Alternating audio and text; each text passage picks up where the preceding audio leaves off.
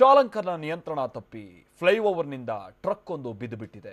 ಇದು ಬೆಂಗಳೂರಿನಲ್ಲಿ ಸಂಭವಿಸಿರುವಂತಹ ದುರಂತ. ಬೆಂಗಳೂರಿನ ಯಶವಂತಪುರ ಫ್ಲೈಓವರ್ ಇದೆಯಲ್ಲ, ಬಸ್ ಸ್ಟ್ಯಾಂಡ್ನ ಪಕ್ಕ, ಅಲ್ಲಿ ಸಂಭವಿಸಿರುವಂತಹ ಅನಾಹುತ ಇದು. ಕ್ಲೀನರ್ ಸ್ಥಳದಲ್ಲೇ ಸಾವನ್ನಪ್ಪಿದ್ದಾರೆ. ಚಾಲಕನಿಗೆ ಗಂಭೀರ ಗಾಯಗಳಾಗಿದೆ. ಫ್ಲೈಓವರ್ನಿಂದ ನಿಯಂತ್ರಣ ತಪ್ಪಿ ಕೆಳಗೆ ಬಿದ್ದಂಥ ಪರಿಣಾಮವಾಗಿ ಇಂತಹದೊಂದು ದುರಂತ ಸಂಭವಿಸಿರೋದು. ಕ್ಲೀನರ್ ಅನ್ನು ಉಳಿಸ್ಕೊಳ್ಳೋದಕ್ಕಾಗಲಿಲ್ಲ. ಆಮೇಲೆ ಇದು ಪುಣೆಯಿಂದ ಬೆಂಗಳೂರಿಗೆ ಬರ್ತಾ ಇದ್ದಂಥ ಟ್ರಕ್ ಅನ್ನೋದು ಗೊತ್ತಾಗಿದೆ. ಈ ಟ್ರಕ್ನಲ್ಲಿ ಅಣಬೆಗಳನ್ನು ಅಂದರೆ ಮಶ್ರೂಮ್ ಅನ್ನ ಸಾಗಿಸಲಾಗ್ತಾ ಇದ್ದಂಥ ಒಂದು ಟ್ರಕ್ ಇದು. ಸ್ಥಳಕ್ಕೆ ಯಶವಂತಪುರ ಪೊಲೀಸರು ಭೇಟಿ ಕೊಟ್ಟು ಪರಿಶೀಲನೆ ನಡೆಸಿದ್ದಾರೆ.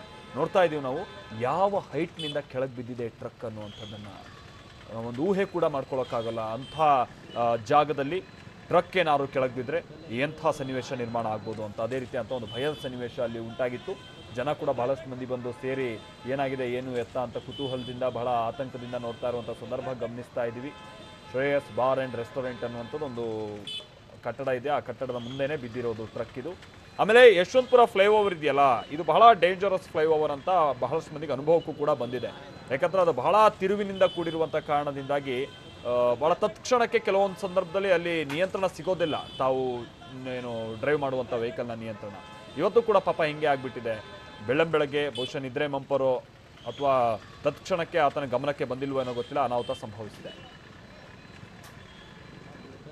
ಅಜಯ್ ನಮ್ಮ ಪ್ರತಿನಿಧಿ ಇದಕ್ಕೆ ಸಂಬಂಧಪಟ್ಟಂತೆ ಮತ್ತಷ್ಟು ಡೀಟೇಲ್ಸ್ ಅನ್ನ ಕೊಡ್ತಾರೆ. ಅಜಯ್, ಚಾಲಕನ ಸ್ಥಿತಿ ಹೇಗಿದೆ ಅಜಯ್? ಏನ್ ಕತೆ, ಏನ್ ಡೀಟೇಲ್ಸ್ ಲಭ್ಯ ಆಗ್ತಾ ಇದೆ? ಹೌದು ಮಲ್ಲೇಶ್, ಇದೀಗ ಚಾಲಕನ ಸ್ಥಿತಿ ಬಗ್ಗೆ ಹೇಳಿದ್ರೆ ಆತನಿಗೆ ಸ್ಥಳೀಯ ಆಸ್ಪತ್ರೆಯಲ್ಲಿ ಇದೀಗ ಆತನಿಗೆ ಚಿಕಿತ್ಸೆನ ನೀಡಲಾಗ್ತಿದೆ. ನಿಜಕ್ಕೂ ಇದು ದೊಡ್ಡ ದುರಂತ ಅಂತಾನೆ ಹೇಳ್ಬೋದು. ಲಕ್ಷಾಂತರ ರೂಪಾಯಿ ಅಣಬೆಯನ್ನ ತುಂಬಿಕೊಂಡು ಪುಣೆಯಿಂದ ಬೆಂಗಳೂರಿಗೆ ಬರ್ತಿದ್ದಂತಹ ಒಂದು ಗಾಡಿ ಏನಿದೆ, ಆ ಗಾಡಿ ಬೆಳಗಿನ ಜಾವ 5:30 ಸುಮಾರಿಗೆ ಚಾಲಕನ ನಿಯಂತ್ರಣ ತಪ್ಪಿ ಫ್ಲೈಓವರ್ನಿಂದ ಕೆಳಗಡೆ ಬಿದ್ದಿರುವಂತದ್ದು. ಯಶವಂತಪುರ ಬಳಿ ಇರುವಂತಹ ಫ್ಲೈಓವರ್ ಮೇಲೆ ಬೆಳಗ್ಗೆ ಸುಮಾರು 5:30 ಗಂಟೆಯಲ್ಲಿ ಇದು ನಡೆದಿರುವಂತದ್ದು.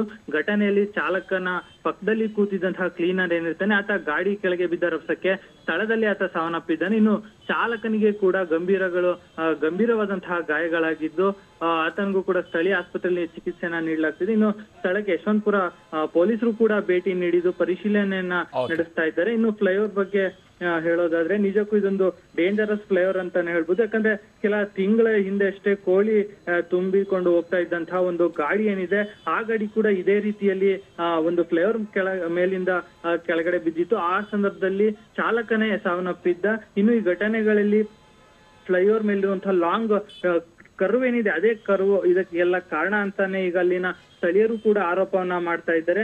ಸದ್ಯ ಸಂಬಂಧಪಟ್ಟ ಅಧಿಕಾರಿಗಳು ಈ ಬಗ್ಗೆ ಗಮನ ಹರಿಸಿ ಸೂಕ್ತ ಕ್ರಮಕ್ಕೆ ಮುಂದಾಗದಿದ್ದಲ್ಲಿ ಮುಂದಿನ ದಿನಗಳಲ್ಲಿ ಇನ್ನಷ್ಟು ಪ್ರಾಣ ಹೋಗೋದ್ರಲ್ಲಿ ಯಾವುದೇ ಅನುಮಾನ ಇಲ್ಲ ಅಂತಾನೆ ಹೇಳ್ಬೋದು. Maltesh, thank you Ajay.